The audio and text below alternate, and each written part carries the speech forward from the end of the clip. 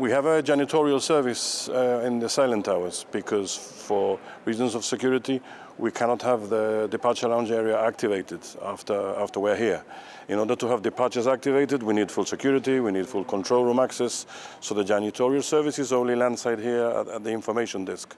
So when they started seeing water coming out of the ceiling, literally, they responded to that, and that initiated the initial call-out for our duty manager, who then called out the troops, basically. For those of us watching from the outside, it was scenes of chaos down here at the airport. What protocol did you guys follow? Was there any protocol in place? Of course there is. We have got business continuity and resilience for every process that we do, even for such a catastrophic one as the one we had there, because what we do is we basically divert areas of responsibility to different people to handle, and then we manage it until we get hold of it.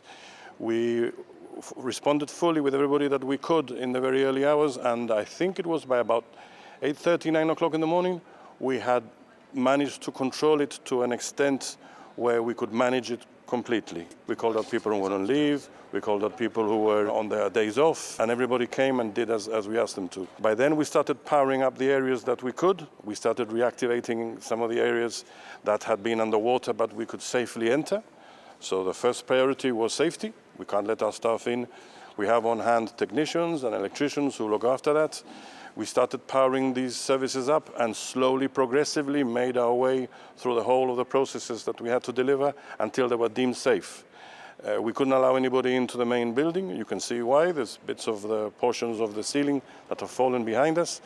That was very difficult to predict there and then. British Airways took the option to cancel the first flight whilst it was in the air. We're still not sure why, because we didn't tell them to cancel. In fact, we managed the arrival perfectly normal. We have business continuity plan for that, which we used the Wessex Lounge to get everybody out, and that reclaim came back online yesterday evening. So I'm very pleased to say that by about 12 on the Saturday, we were fully operational. What I thought was going to be a much longer event because of the amount of water, the technical aspects, the fact that we have to have everything in place, we cannot take shortcuts when it comes to safety or security, was a bit complicated.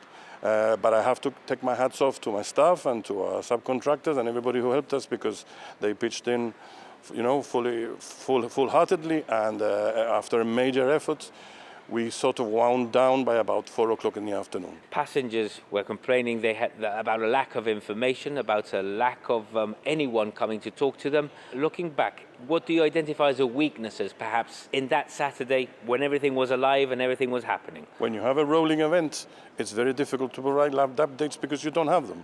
Because we are finding water in critical areas, we have staff having to deal with them, areas which we're not even sure at the beginning if the staff was safe to go in.